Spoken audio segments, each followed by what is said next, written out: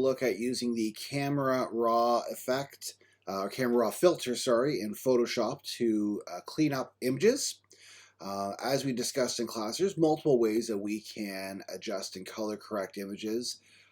We can use the adjustment layers, which are found in Photoshop at the bottom of the layers panel.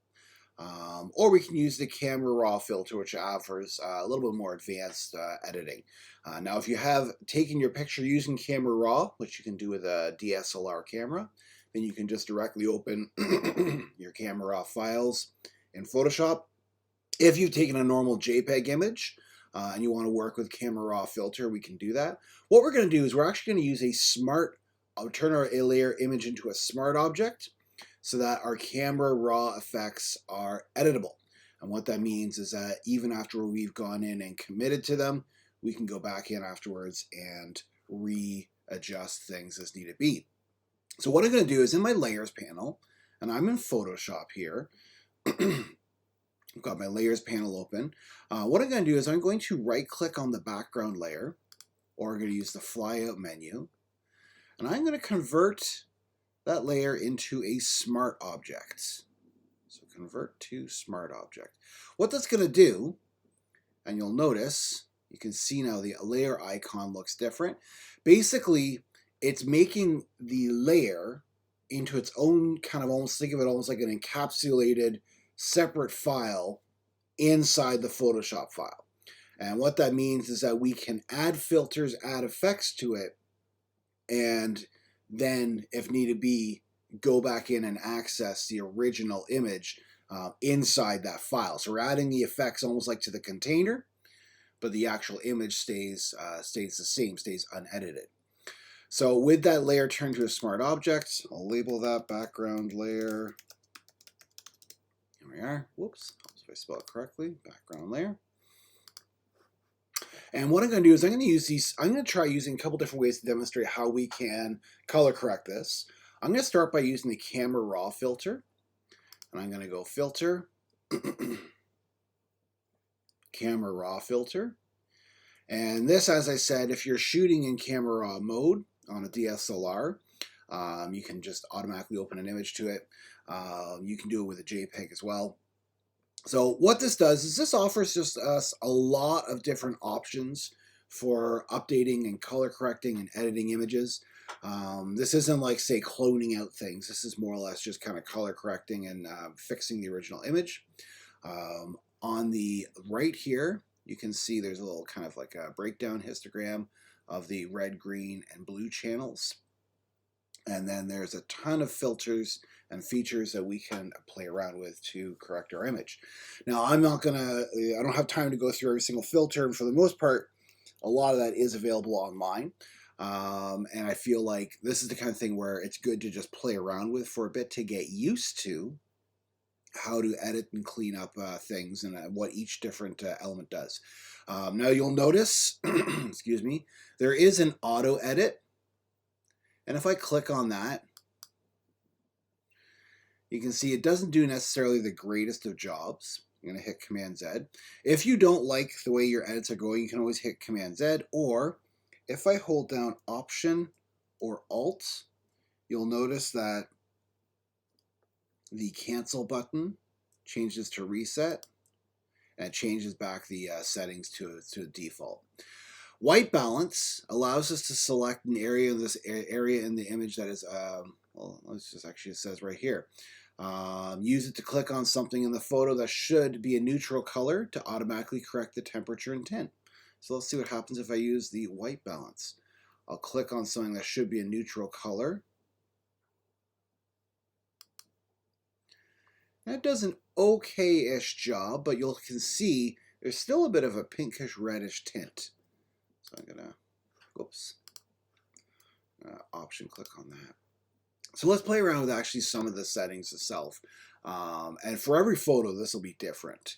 I can adjust the temperature. So in this case, I feel like it's a bit too hot. So I'm gonna cool it off a bit. And you'll notice that my histogram changes as I adjust the temperature. I'm gonna pull back on the magenta a bit. On the tint, sorry, give it a little bit of negative. My exposure, I could probably make it a little brighter. As I mentioned in class, all these settings, if you go too much, it just washes everything out. So a lot of times it's just a matter of small incremental adjustments. Contrasts, what that does is it bumps up the contrast ratio between the highest and the lightest and darkest areas. So if I push it up high, you'll notice it does make the image crisper, but it's also pushing up the contrast between, say, the neutral colors and the pinkish reddish colors. I can do the opposite and it really drops the contrast, drops the color value down. So I'm going to keep it, I'm going to maybe go a little bit plus, highlights, and also as you can see when I was looking the other area, if you hover over the actual word, it tells you what it does, controls the brightness of the lighter parts of your image. I can bump up the highlights, same thing, pull back the shadows a bit, add a little more white in. And if I want to see how I'm doing, I can click on, there's a little eyeball here. I can see how it's looking as I've been changing it. Texture, clarity, and dehaze. What they do is it says here, it enhances or reduces the appearance of texture in your photo. Basically, it's softening up or crisping up the edges, and usually it does that by playing around more or less with like the contrast of the pixels of light to dark. I don't really need to do much of that with this photo here, so I'm going to leave those all as B. Put it back to 0, put it back to 0. Vibrance.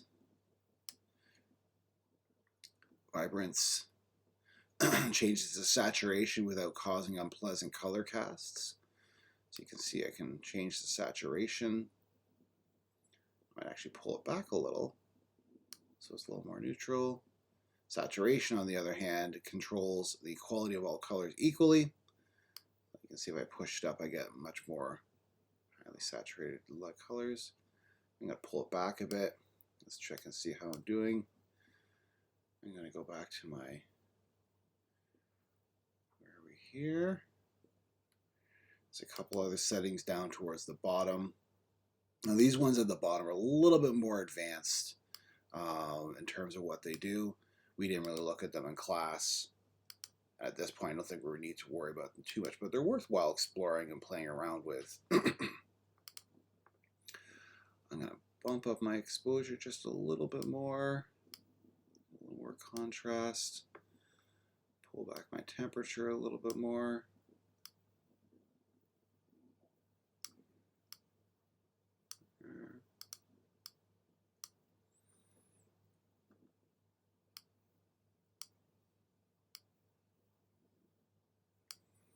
Still got a bit of that magenta in there, but as you can see, for the most part, I've done a pretty good job of clearing out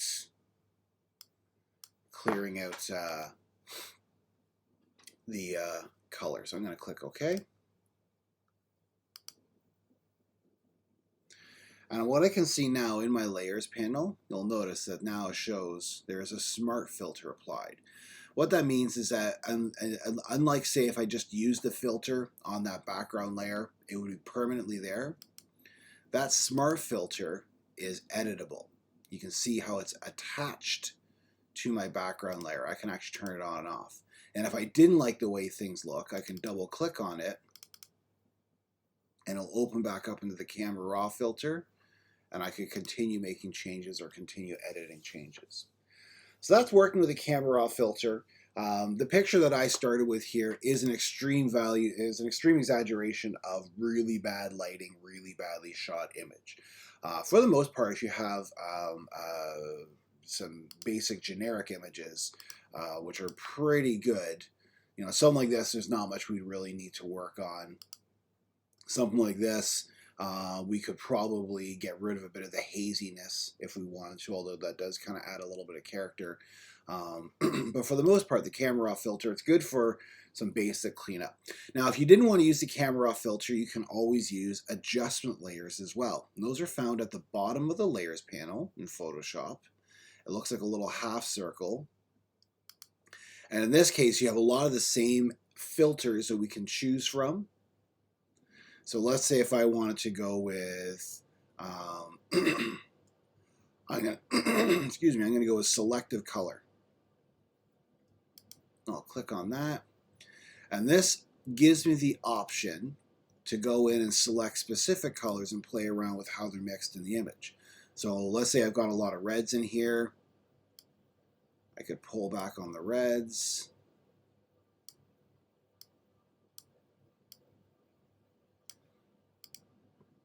Pull back on some of this magenta as well. The idea is I'm going to try and make my image look a little bit less reddish.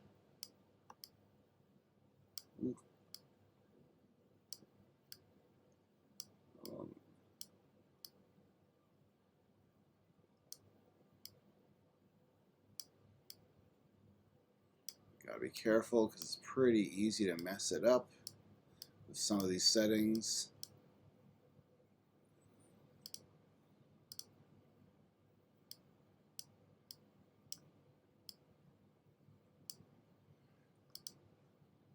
I can go add another adjustment layer, let's say vibrance. Pull back a lot of the vibrance, pull back a lot of the saturation. So I can do a lot of the same things. You'll notice though, a lot of these filters, the more that we push the values, you start to get a little bit more aliasing, a little more noise that appears, because as you push the values of the pixels, usually a lot of times you're getting a lot more kind of separation or change of the individual pixel colors. So you just have to be mindful as you do this kind of editing. Sometimes if an image is really bad, there is only so much that we can do. You'll notice that the smart or adjustment layers, appear above the layer that I was working on, and they're also fully editable. I can easily turn them on and off, just like I did with the background layer. So that's playing around with adjustment layers, that's playing around with smart filters, and what we can do is we can apply them to the object, and that will allow us to edit and change the color as needed be. Now if I wanted to crop out the background, we learned how to do this in the other video, in class, not the other video. I'm going to do some basic image cropping here just to demonstrate how that would work. Different tools we can use for making selections. Basically, in order to crop out the background, we're actually masking the background. We're not going to erase it. We're going to mask the background, which means we're going to hide it. And in class, we explored masking using the pen tool, where we drew a path around an object and then made a selection with it. I'm going to demonstrate a little bit of a quicker method. I'm going to show you two methods. One is using the lasso tools. And in Photoshop, there's a number of different marquee selections or lasso tools. There's the rectangular marquee selection tools. And these allow us to make a selection that's either rectangular or circular. To deselect is Command D or Select Deselect. There's lasso tools, polygonal and magnetic lasso tools. A lasso tool allows you to draw a free-form shape. Some people use that to draw quickly around an object, to make a selection. It's a bit loosey-goosey. There's the polygonal lasso tool, which allows you to click, click, click, click to make a selection, but you'll notice that you get a little bit more of rough edges.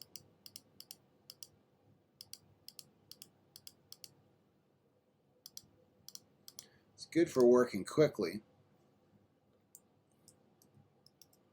And then there's the magnetic lasso tool, which as you just click and drag, it almost kind of adds like little anchor points. It's detecting the difference between two colors, so it's looking for high contrast areas.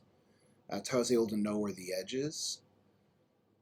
This works good when you have, or it's okay when you have two areas that have high contrast selections. There we are. If I hold down Shift after I've made my first selection, I can make a second selection.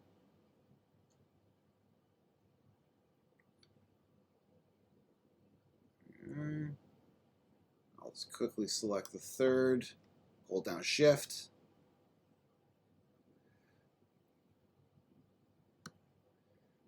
It's a bit of a blunt tool. It doesn't always get a perfect edge, but it's okay. You can see all three are selected. Now you can see that marquee selection on it. In order to mask out the background, with those three objects selected, on my layers panel, I'm going to have the layer I want to mask selected. And at the bottom of the layers panel, you can see it says add layer mask. I can click on that, and what it'll do is it'll mask out everything that is outside of the selection. So in this case, if I had wanted to get rid of that background layer, and let's say replace it with a clear white layer, I could do so.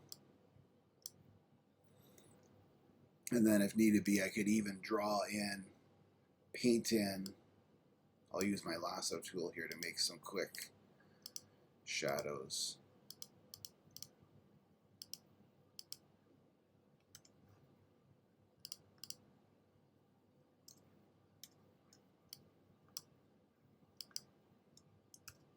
I could even draw and paint in shadows if needed be once I've isolated.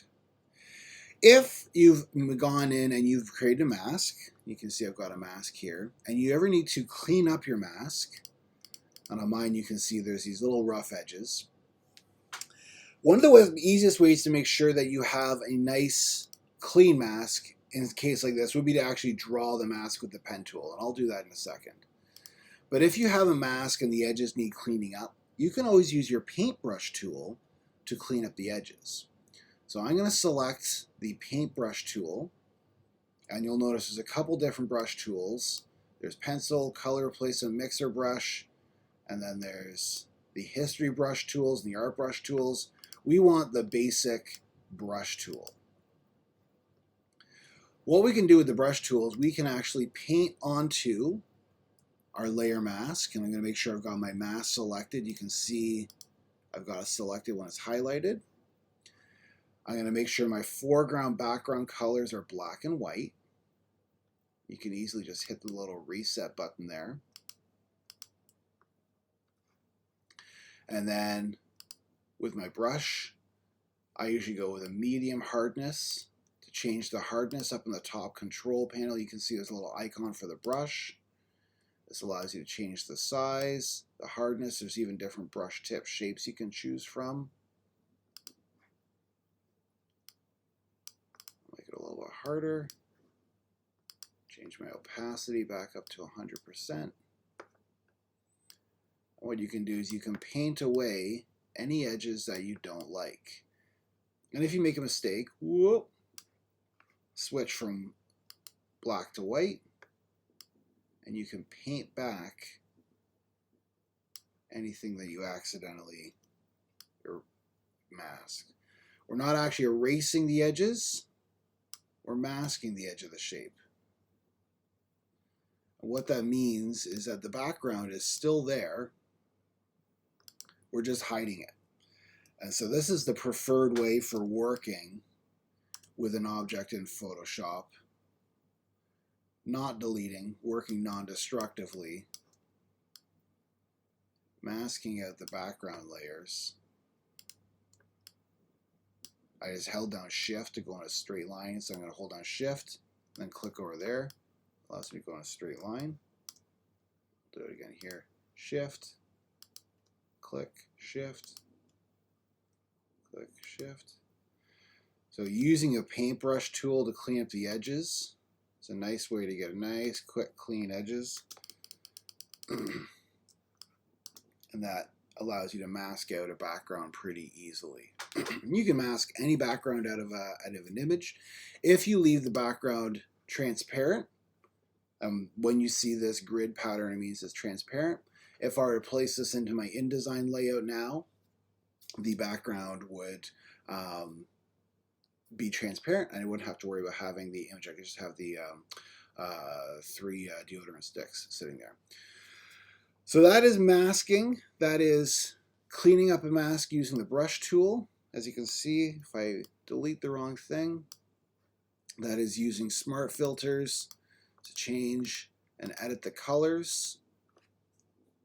And when it's all done, I'm just going to save this as a Photoshop file. I'm going to go File, Save,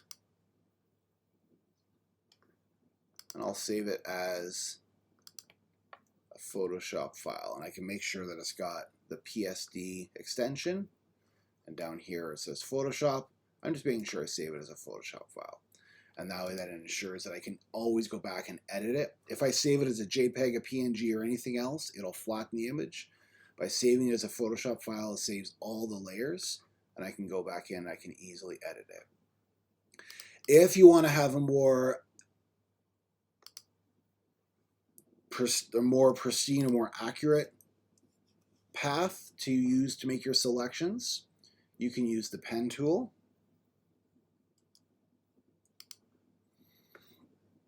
I'm going to switch to my path panel so I can see what I'm doing. The pen tool works exactly the same as Illustrator. We're going to draw a nice path around my shape. Again, nice straight lines.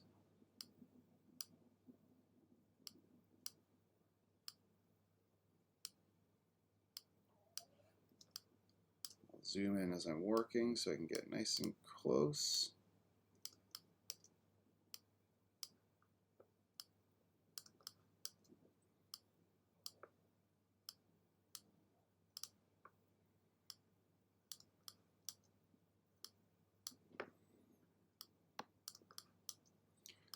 Working my way around.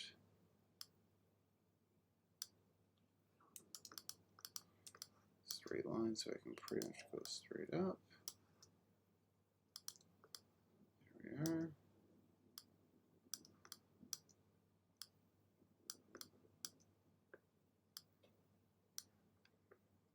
Around the corner. Use Bezier handles to get that nice curve. There we are. So now I've got a path, and you can see in my path panel it says work path. In order to save our path, we would want to save it so we can always go back and reuse it. I'm going to double click on it, name it, Deodorant Edge.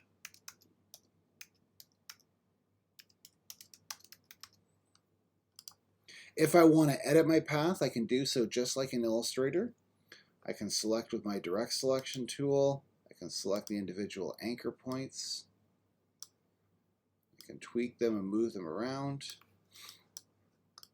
So if, let's say at the bottom I didn't like how this looked, I can adjust these anchor points just to get a little bit better of a bottom edge.